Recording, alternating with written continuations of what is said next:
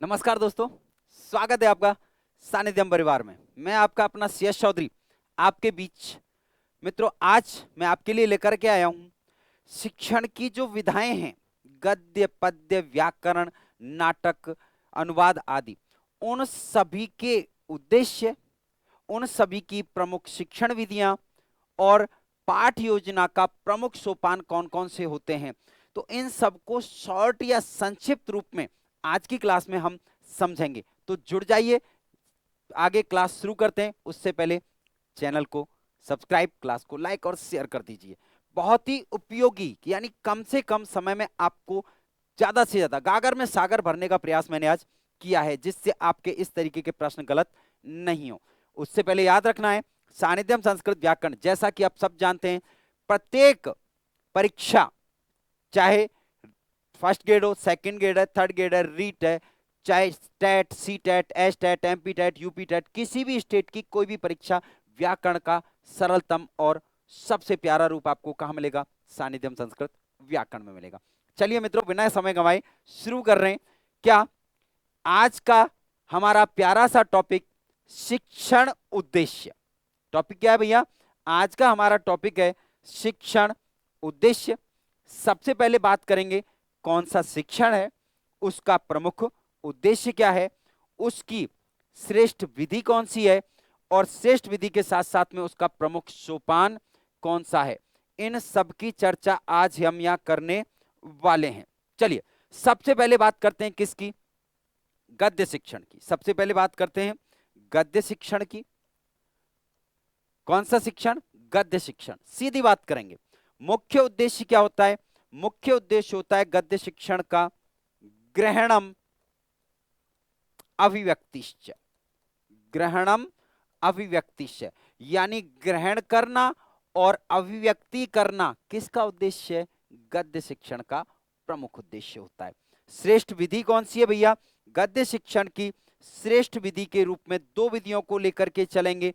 पहली विधि है श्रेष्ठ उद्बोधन विधि। कौन सी विधि भैया? उद्बोधन विधि। याद रखना, इस उद्बोधन विधि को ही क्या कहा जाता है? प्रत्यक्ष विधि भी कह दिया जाता है। क्या कह दिया जाता है? प्रत्यक्ष। अगर उद्बोधन परीक्षा में नहीं होगी तो कौन सी हो जाएगी? प्रत्यक्ष विधि हो जाएगी। और दूसरी जो श्रेष्ठ विधि है वो कौन सी रहेगी? व्याख्या विधि। दूसरी विधि कौन सी रहेगी? व्याख्या विधि इसकी श्रेष्ठ विधि रहती है। तीसरा, मैंने कहा सीधी बात करेंगे, आज घुमा फिरा करके नहीं, टू दी पॉइंट बात करेंगे। और प्रमुख सोपान, तो मित्रों गद्य शिक्षण के प्रमुख सोपान को भी हम दो पार्ट में डिवाइड कर लेते हैं। सबसे पहला प्रमुख सोपान होता है आदर्श वाचन। क्या होता है? आदर्श वाचन होता है।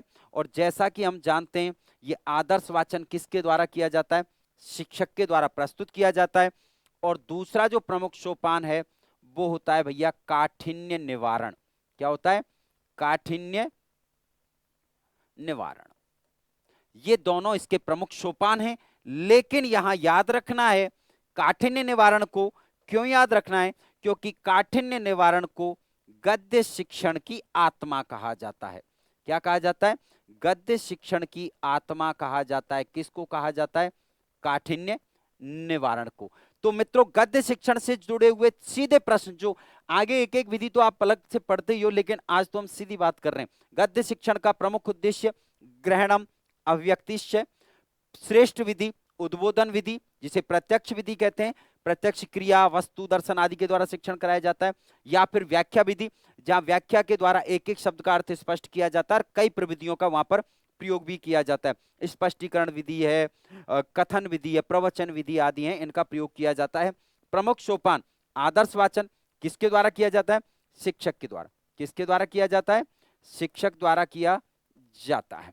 और दूसरा काठिन्य निवारण, यहां याद रखना है कि गद्य शिक्षण की आत्मा किसको कहा गया है? गद्य शिक्षण की आत्मा काठिन्य निवारण को कहा गया। फटाफट से स्क्रीनशॉट ले लो, आगे बढ़ूंगा, फटाफट से स्क्रीनशॉट ले लीजिए भैया। चलें, आइए अगली विधि, अगली विधि के रूप में चलते हैं। और नंबर दो, अब बात करते हैं किसकी? पद्य शिक्षण की। अब बात किसकी करते हैं मित्रों? गद्य शिक्षण कौन सा? पद्य शिक्षण आपका। और पद्य शिक्षण में प्रमुख उद्देश्य, पद्य शिक्षण का प्रमुख उद्देश्य होता है मित्रों सौंदर्यानुभूति या रसानुभूति। क्या होता है? सौंदर्यानुभूति, सौंदर्यानुभूति, या फिर आप इसको क्या कह सकते हैं, रसानुभूति भी कह सकते हैं, या फिर आप इसको रसानुभूति भी कह सकते हैं। सौंदर्यानुभूति या रसानुभूति भी कह सकते हैं। पहली चीज याद रखना, सौंदर्यानुभूति और रसानुभूति एक ही चीज है। यानी रस का अनुभव किसके द्वारा कराया जाता है, पद्य। भैया कविताएं होती हैं, गाकर के रस का अनुभव किया जाता है। श्रेष्ठ विधि, मित्रों श्रेष्ठ विधियों को यहां दो जगह डिवाइड किया जा रहा है, दो जगह। पहली विधि खंडान्वय, कौन सी विधि भैया, खंडान्वय विधि। और ये खंडान्वय विधि जो है ये सभी स्तर के लिए उपयोगी है। इसी विधि का दूसरा नाम क्या है, प्रश्नोत्तर है। कौन सी है, प्रश्नोत्तर विधि भी इसको कह दिया जाता है। तो ये सभी स्तर के लिए उपयोगी है। जबकि अगर बात किसकी की जाए, बात की जाए भैया प्राथमिक स्तर के लिए, अलग से आपसे पूछा जाता है प्राथमिक स्तर के लिए कौन सी होगी, तो प्राथमिक स्तर के लिए हम कहेंगे गीत नाट्य विधि। कौन सी कहेंगे, गीत नाट्य विधि जो है वो प्राथमिक स्तर के लिए सबसे ज्यादा उपयोगी रहेगी। कौन से स्तर के लिए, प्राथमिक स्तर के लिए सबसे ज्यादा उपयोगी रहने वाली है। और प्रमुख सोपान, तो मित्रों प्रमुख सोपानों की बात कर लेते हैं। पद्य शिक्षण का प्रमुख सोपान, मित्रों इसको भी दो जगह डिवाइड कर लेते हैं। सस्वर वाचन, कौन सा, सस्वर वाचन। आपको पता है ना कि गद्य में क्या कराया, पद्य में क्या कराया जाता है, पद्य में तो छात्र को लय तान आदि से परिचय कराया जाता है। भैया श्लोक का गायन करो मधुर कंठ से। मेरा कंठ अच्छा नहीं है लेकिन कोई दिक्कत नहीं, आपका अच्छा है, आप गा सकते हैं। सस्वर वाचन, या फिर इसी को क्या कह सकते हैं आप, समवेत वाचन। क्या, समवेत वाचन। तो मित्रों सस्वर वाचन, संवेत वाचन में क्या किया जाता है, सामूहिक रूप से श्लोक का उच्चारण कराया जाता है। सस्वर वाचन में शिक्षक जो है वो छात्रों के साथ मिलकर सस्वर वाचन करता है। तो प्रमुख सोपान सस्वर वाचन और संवेत वाचन। श्रेष्ठ विधि खंडान्वय, और प्राथमिक स्तर के लिए कौन सी हो जाएगी, गीत नाट्य विधि हो जाएगी। कौन सी विधि हो जाएगी, गीत नाट्य। और प्रमुख उद्देश्य क्या रहेगा, सौंदर्यानुभूति या रसानुभूति। फटाफट से स्क्रीनशॉट लीजिए, आगे बढ़ रहा हूं अगले की तरफ। चलें आगे बढ़ रहे हैं। अगला तीसरे नंबर पे बात कर रहे हैं भैया व्याकरण की। किसकी बात कर रहे हैं, व्याकरण की। और व्याकरण तो आप सबका प्रिय विषय है। मुखम व्याकरणम स्मृतम प्रधानम च षडंगेषु व्याकरणम। 6 वेदांगों में से किसको प्रधान माना, व्याकरण को प्रधान माना। व्याकरण को वेद पुरुष के मुख की संज्ञा दी गई। पतंजलि ने शब्दानुशासन कह दिया। बहुत सारी चीजें हैं जो व्याकरण के बारे में आप पढ़ चुके हैं। तो व्याकरण शिक्षण मुख्य उद्देश्य क्या होता है, व्याकरण शिक्षक का मुख्य उद्देश्य होता है भाषा तत्वानाम ज्ञान प्रदानम। भाषा तत्वानाम ज्ञान प्रदानम, यानी भाषा तत्वों का क्या करना, ज्ञान प्रदान करना। और इसी को हम किस रूप में कह सकते हैं, प्रयोगः अभ्यासः च। प्रयोगः अभ्यासः च, यानी प्रयोग और अभ्यास के द्वारा क्या करना, भाषा तत्वों का ज्ञान कराना। किसका उद्देश्य होता है, व्याकरण शिक्षण का। किसका उद्देश्य होता है भैया, व्याकरण शिक्षण का प्रमुख उद्देश्य होता है। श्रेष्ठ विधि कौन सी है, अब इसमें क्या सोचना समझना। यहां तो एक ही विधि श्रेष्ठ है, कौन सी, आगमन निगमन। आगमन निगमन विधि। और आगमन निगमन विधि को ही क्या कहा जाता है मेरे लाडलो, आगमन निगमन विधि को ही कह देंगे विश्लेषण संश्लेषण विधि। कौन सी, विश्लेषण संश्लेषण। थोड़ा सा अंतर मैं मौखिक रूप से आपको समझा देता हूं।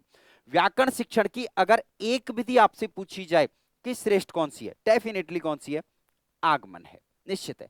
लेकिन अगर संयुक्त रूप से आगमन निगमन एक साथ आ रही हैं तो दोनों का संयुक्त प्रयोग जो होता है वो श्रेष्ठ होता है। आगमन में पहले उदाहरण दिए जाते हैं फिर नियम निर्धारण किया जाता है, निगमन में पहले नियम होते हैं फिर उदाहरण होता है। तो दोनों को मिला देंगे तो मित्रों उदाहरण नियम और फिर उदाहरण, इस तरीके से आगमन निगमन जो है वो व्याकरण की श्रेष्ठ विधि है। आगमन विशेष से सामान्य या उदाहरण से नियम की ओर चलती है, निगमन जो है वो सामान्य से विशेष यानी कि नियम से उदाहरण की ओर चलती है। विश्लेषण संश्लेषण जो हमारी आगमन विधि है, कौन सी विधि है, आगमन विधि है, उसको तो कहा जाता है विश्लेषण विधि। और मित्रों जो निगमन विधि है उसको कौन सी कह दिया जाता है, संश्लेषण विधि। तो जब आगमन निगमन मिली तो विश्लेषण भी किसके साथ मिल गई, संश्लेषण के साथ में। लेकिन यहां याद रखना प्रमुख शिक्षण सूत्र क्या होता है, विश्लेषण का अक्सर परीक्षा में पूछा जाता है, आप लोग याद रखेंगे। विश्लेषण का होता है स्थूलात सूक्ष्मम प्रति, स्थूलात सूक्ष्मम प्रति, यानी स्थूल से किसकी ओर, सूक्ष्म की ओर। ये किसका रहेगा, विश्लेषण का। तो संश्लेषण का क्या हो जाएगा, सूक्ष्म से स्थूल की ओर हो जाएगा। यही आगमन का उदाहरणात नियमम प्रति या विशेषात सामान्यम प्रति, और निगमन का हो जाएगा सामान्यात विशेषम प्रति या फिर नियमात उदाहरणम प्रति। बचा क्या है, बचा है भैया आपका प्रमुख सोपान। तो सबसे ज्यादा परीक्षा में पूछा जाता है प्रमुख सोपान व्याकरण का, और व्याकरण का प्रमुख सोपान होता है प्रस्तुतिकरणम। क्या होता है, प्रस्तुतिकरण ही व्याकरण शिक्षण का प्रमुख सोपान होता है। फटाफट से स्क्रीनशॉट ले लो, क्लियर होना चाहिए। व्याकरण शिक्षण मुख्य उद्देश्य क्या रहेगा मुन्नाओ, मुख्य उद्देश्य रहेगा भाषा तत्वानाम ज्ञान प्रदानम, किसके माध्यम से, प्रयोग और अभ्यास के माध्यम से। श्रेष्ठ विधि आगमन निगमन, या इसी को क्या कहेंगे, विश्लेषण संश्लेषण। और प्रमुख सोपान क्या रहेगा, प्रस्तुतिकरण रहेगा। जल्दी से क्या करना है, स्क्रीनशॉट ले लेना है, ले लीजिए फटाफट।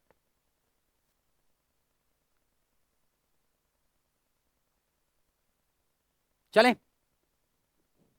अगला। अगला आज मैं आपको सारी चीजें एक साथ कराने वाला हूं कि आपको तकलीफ नहीं हो। जो सामान्य प्रश्न होते हैं वो तो कम से कम हमारी मुट्ठी में आ जाएं, कब्जे में आ जाएं। नाटक शिक्षण, अगला शिक्षण कौन सा है भैया, नाटक शिक्षण है। ठीक है, प्रमुख उद्देश्य मैंने कहा ना, तो प्रमुख उद्देश्य को क्या हम यूं बांट सकते हैं, दो तरीके से। हालांकि बात एक ही है लेकिन फिर भी इसको दो रूप में कह रहा हूं मैं।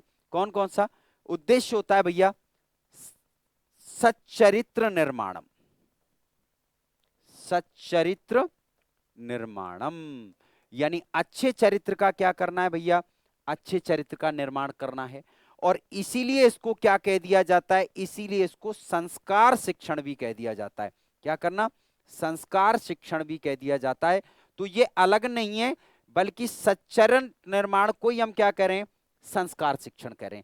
तो नाटक शिक्षण का प्रमुख उद्देश्य क्या है, सच्चरित्र निर्माणम। याद रखना है पतंजलि ने, सॉरी, नाट्य शास्त्र में भरत मुनि ने तीन अलग उद्देश्य माने, वो नाटक के उद्देश्य हैं। कौन से, विश्रांति जननम, हितोपदेश जननम और विनोद जननम। वो नाटक के तीन उद्देश्य माने। नाटक शिक्षण का जो प्रमुख उद्देश्य रहेगा वो क्या रहेगा, सच्चरित्र निर्माणम या संस्कार शिक्षणम। श्रेष्ठ विधि, तो श्रेष्ठ विधि के रूप में मित्रों इसे भी मैं दो पार्ट में डिवाइड कर रहा हूं। श्रेष्ठ विधि नंबर एक, पहली जो श्रेष्ठ विधि रहेगी वो कौन सी रहेगी, समवाय विधि। कौन सी रहेगी, समवाय विधि। और याद रखना समवाय विधि कोई अलग से विधि नहीं होती है, बल्कि उपयोगी सभी विधियों का एक संग्रह होता है। और जब कई विधियों को एक साथ प्रयोग में लाया जाता है तो शिक्षण जो होता है वो सर्वश्रेष्ठ रूप में होता है। इसलिए नाटक शिक्षण की सर्वश्रेष्ठ विधि तो क्या है, समवाय विधि। लेकिन समवाय नहीं होगी तो ऑप्शन में आपको क्या मिल जाएगी, अभिनय मिलेगी, क्योंकि नाटक शिक्षण के द्वारा मुख्यतः क्या देना है, अभिनय का परिचय देना है। किसका देना है, अभिनय कला का शिक्षण कराना होता है। और प्रमुख सोपान क्या रहेगा, अब इसमें तो ज्यादा सोचने वाली बात है ही नहीं, क्योंकि नाटक है तो नाटक का तो प्रमुख सोपान क्या होता है, अभिनय होगा। क्योंकि नाटक में व्याख्या करना और ये सारी चीजें तो होती नहीं है। नाटक का तो उपयोगी इसलिए किया जाए, कैसे, नाटक का प्रयोग किया जाता है अभिनय के लिए, अभिनय के लिए। तो आपको ध्यान रखना ये अभिनय जो होता है भैया वो अभिनय चार प्रकार का होता है। यही आपको बता देता हूं, कई बार परीक्षा में पूछ लेता है, हम सोचते रहते हैं कि साहब अभिनय हमें तो पता ही नहीं था कितने प्रकार का होता है। तो मित्रों अभिनय जो होता है वो चार प्रकार का होता है। नंबर एक वाचिक, नंबर दो कायिक, नंबर तीन सात्विक, और नंबर चार आहार्य। नंबर चार आहार्य। इनमें से जो सर्वश्रेष्ठ अभिनय है वो कौन सा होता है, सात्विक अभिनय जो है वो सर्वश्रेष्ठ माना जाता है। सात्विक अभिनय जो है वो सर्वश्रेष्ठ माना जाता है। क्यों, वाचिक अभिनय में केवल वाणी के द्वारा अभिनय किया जाता है, कायिक अभिनय में शारीरिक हाव भाव के अभिनय द्वारा अभिनय किया जाता है, लेकिन सात्विक है वो इन दोनों का मिला हुआ रूप है, दोनों ही इसका मिला रूप है। जबकि आहार्य जो होता है इसमें जो अभिनय किया जाता है वो किसके द्वारा किया जाता है, वेशभूषा के साथ किया जाता है। तो आज विस्तार में नहीं जाना है, सीधी बात करनी है कि नाटक शिक्षण का प्रमुख उद्देश्य सच्चरित्र निर्माण या संस्कार शिक्षण होता है। श्रेष्ठ विधि समवाय विधि या अभिनय विधि, और प्रमुख सोपान क्या रहेगा, अभिनय रहेगा। फटाफट से स्क्रीनशॉट ले लीजिए जिससे मैं आगे बढ़ रहा हूं अगले शिक्षण की तरफ। चलें, आइए अगला शिक्षण है आपका अनुवाद शिक्षण। अगला शिक्षण कौन सा है भैया, अगला जो महत्वपूर्ण पार्ट है वो है अनुवाद का, अनुवाद शिक्षण। और अनुवाद शिक्षण जो है उसकी प्रमुख सोपान क्या होता है, अनुवाद शिक्षण का प्रमुख सोपान होता है, अनुवाद कैसे होता है, एक भाषा का दूसरी भाषा में। तो अनुवाद शिक्षण का प्रमुख उद्देश्य होता है द्विभाषा ज्ञानम। क्या होता है, द्विभाषा ज्ञानम, यानी अनुवाद के द्वारा एक साथ दो भाषाओं का ज्ञान कराया जाता है। एक साथ किसका, दो भाषाओं का ज्ञान कराया जाता है। तो प्रमुख उद्देश्य क्या होगा, द्विभाषा ज्ञानम। श्रेष्ठ विधि कौन सी होगी, अब जब दो भाषाओं का ज्ञान करा रहे हो तो श्रेष्ठ विधि भी कौन सी मानी जाएगी, द्विभाषा विधि। कौन सी विधि मानी जाएगी, द्विभाषा विधि होगी श्रेष्ठ विधि। और श्रेष्ठ सोपान कौन सा होता है, इसका प्रमुख सोपान कौन सा होता है, इसका प्रमुख सोपान होता है अनुवाद कराना। क्या कराना, अनुवाद कराना ही इसका प्रमुख सोपान होता है। यहां आपको याद रखना है अनुवाद तीन प्रकार का होता है। अनुवाद कितने प्रकार का होता है भैया, अनुवाद तीन प्रकार का होता है। एक तो अक्षरशः अनुवाद, कौन सा अनुवाद, अक्षरशः अनुवाद। दूसरा होता है छायानुवाद, और तीसरा होता है भैया भावानुवाद, सॉरी तथ्यानुवाद। छायानुवाद को भी भावानुवाद कहा जाता है। तीसरा जो है वो कौन सा है भैया, तीसरा है तथ्यानुवाद। तो इस तरीके से अनुवाद के कितने रूप होते हैं, तीन रूप होते हैं। लेकिन इन तीनों में से सर्वश्रेष्ठ कौन सा, श्रेष्ठ जो अनुवाद है वो कौन सा रहेगा, तथ्यानुवाद श्रेष्ठ अनुवाद रहता है, तथ्यानुवाद श्रेष्ठ अनुवाद रहता है। छायानुवाद को ही क्या कह दिया जाता है, छायानुवाद को ही भावानुवाद कह दिया जाता है। क्या कह दिया जाता है, भावानुवाद कह दिया जाता है। शिक्षण कौन सा हुआ, अनुवाद शिक्षण। समय नहीं गवाएंगे, फटाफट से स्क्रीनशॉट लेंगे और आगे बढ़ जाएंगे। चलें आगे आइए, अब बात करते हैं अगला शिक्षण। और अगले शिक्षण के रूप में आपके पास है कथा शिक्षण। कौन सा शिक्षण भैया, कथा शिक्षण। जिसमें जो है वो उद्देश्य सबसे ज्यादा पूछा जाता है। और कथा शिक्षण का जो प्रमुख उद्देश्य है वो होता है भैया नीति ज्ञान प्रदानम। कथा शिक्षण का प्रमुख उद्देश्य क्या होता है, कथा शिक्षण का प्रमुख उद्देश्य होता है नीति शिक्षा का ज्ञान प्रदान करना। आपको पता है ना, पशु पक्षियों की इतनी सारी कहानियां हमने पढ़ी, कथाएं पढ़ी, सब में क्या थी, नीति कथाएं थी। कोई ना कोई संदेश उसके द्वारा दिया जाता था। नीति कथा प्रधानम। सर्वश्रेष्ठ विधि कौन सी होगी, सर्वश्रेष्ठ विधि होती है मित्रों चित्र विधि। कौन सी होती है, चित्र विधि। चित्र देख करके जब छात्र को कथा कथन किया जाता है तो छात्र की रोचकता बढ़ जाती है, उसका इंटरेस्ट बढ़ जाता है। और प्रमुख सोपान क्या होता है, प्रमुख सोपान होता है भैया कथा कथन। क्या कहना, कथा कहना, कथा कहना। यानी चाहे चित्र के द्वारा हो या किसी भी रूप में क्या करना, कथा का कथन करना ही प्रमुख सोपान होता है। किसका भैया, कथा शिक्षण का। तो मित्रों जल्दी से स्क्रीनशॉट लीजिए और आगे बढ़ रहे हैं रचना शिक्षण की तरफ। अगला शिक्षण कौन सा आ जाएगा, अगला शिक्षण आ गया आपका रचना शिक्षण। सभी विधाएं आ जाएंगी आज आपकी, एक भी नहीं छोड़नी है। शिक्षण कौन सा हुआ, रचना शिक्षण। और रचना शिक्षण का प्रमुख उद्देश्य क्या होता है, रचना क्या होती है, पत्र लिखो, निबंध लिखो, अनुच्छेद लिखो, और इसके अलावा वार्तालाप लिखो, संवाद लिखो, जो भी लिखवाया जाता था। तो रचना कौशल का, रचना शिक्षण का प्रमुख उद्देश्य होता है लिखित अभिव्यक्ति। क्या होता है भैया, लिखित अभिव्यक्ति। आप इसको लिखित अभिव्यक्ति को मैं थोड़ा सा ठीक कर देता हूं, इसको अलग कर लीजिए आप। लिखित अभिव्यक्ति, लिखित अभिव्यक्ति इसका प्रमुख उद्देश्य होता है। मित्रों कौन सा, लिखित अभिव्यक्ति किसका प्रमुख उद्देश्य हो गया, लिखित अभिव्यक्ति जो है वो रचना शिक्षण का प्रमुख उद्देश्य होता है। और सर्वश्रेष्ठ विधि, सर्वश्रेष्ठ विधि यहां भी चित्र विधि होती है। कौन सी होती है, चित्र विधि होती है। और प्रमुख सोपान कौन सा होता है मित्रों? प्रमुख सोपान होता है लेखनम संशोधनम च, यानी रचना करवाना और उनकी अशुद्धियों को शुद्ध करना। लेखन और संशोधन इसका प्रमुख सोपान होता है, जहां लेखन करवाना और क्या किया जाता है, उन लेखन जो रचना आपने की उसमें संशोधन किए जाते हैं। तो ये इसका प्रमुख सोपान हो गया। आगे बढ़ेंगे, स्क्रीनशॉट ले लीजिए, लेखनम संशोधनम से। और आखिरी आखिरी सोपान की तरफ, स्क्रीनशॉट ले लिया होगा, आखिरी शिक्षण की तरफ बढ़ रहे हैं। और आपका आखिरी शिक्षण है मित्रों उच्चारण शिक्षण। आपका आखिरी शिक्षण कौन सा है? उच्चारण शिक्षण है।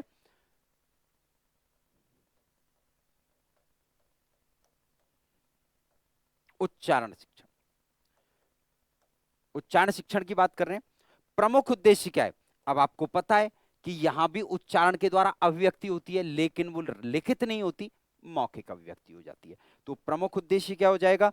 प्रमुख उद्देश्य हो जाएगा आपका मौखिक अभिव्यक्ति। प्रमुख उद्देश्य क्या हो जाएगा? प्रमुख उद्देश्य हो जाएगा मौखिक अभिव्यक्ति। श्रेष्ठ विधि, रचना शिक्षण, उच्चारण शिक्षण, इसकी श्रेष्ठ विधि कौन सी रहेगी? आवृत्ति या अभ्यास विधि। कौन सी रहेगी? आवृत्ति, या आप क्या कह सकते हैं, आवृत्ति विधि का ही दूसरा नाम क्या होगा? अभ्यास विधि हो जाएगा। क्योंकि उच्चारण का बार बार क्या किया जाता है? अभ्यास कराया जाता है। उच्चारण का बार बार क्या किया जाता है? अभ्यास कराया जाता है। तो इसकी श्रेष्ठ विधि कौन सी हो जाएगी? इसकी श्रेष्ठ विधि हो जाएगी आवृत्ति या अभ्यास विधि। और प्रमुख सोपान क्या रहेगा? प्रमुख सोपान रहेगा, क्योंकि बार बार अभ्यास कराए जा रहे हैं तो अभ्यास कराया जाएगा, लेकिन किस रूप में? मौखिक रूप में। प्रमुख सोपान हो जाएगा मौखिक अभ्यास कार्य। क्या हो जाएगा भैया? मौखिक अभ्यास कार्य इसका प्रमुख सोपान हो जाएगा। स्क्रीनशॉट ले लीजिए जल्दी से, फिर आगे इसको बाइंड अप करते हैं। तो उच्चारण शिक्षण उद्देश्य मौखिक अभिव्यक्ति, और ध्यान रखना मौखिक अभिव्यक्ति किसका उद्देश्य था? भाषण कौशल का भी यही है, भाषा शिक्षण में। इसके साथ साथ में श्रेष्ठ विधि, आवृत्ति विधि या अभ्यास विधि, बार बार आवृत्ति अभ्यास करा करके उच्चारण को शुद्ध कराने का, श्रेष्ठ कराने का प्रयास किया जाता है। और प्रमुख सोपान क्या हो जाएगा? मौखिक अभ्यास कार्य। तो ये था मित्रों सभी विधाओं का एक संक्षिप्त रूप, जहां आपने 3 चीजों का ज्ञान प्राप्त किया। प्रत्येक विधा, गद्य पद्य नाटक व्याकरण का प्रमुख उद्देश्य क्या होता है उनके शिक्षण का, उनकी श्रेष्ठ विधियां कौन कौन सी हैं, और प्रत्येक विधा का प्रमुख सोपान यानी पाठ योजना का प्रमुख सोपान कौन सा है। उम्मीद करता हूं मेरा यह प्रयास आपके लिए निश्चित उपयोगी साबित होगा। आपको अगर मेरा प्रयास सच में पसंद आया है तो क्लास को लाइक और शेयर करें, ज्यादा से ज्यादा शेयर करें, और चैनल को सब्सक्राइब करना नहीं भूलें। चलिए मित्रों, अभी आपसे विदा लेते हैं।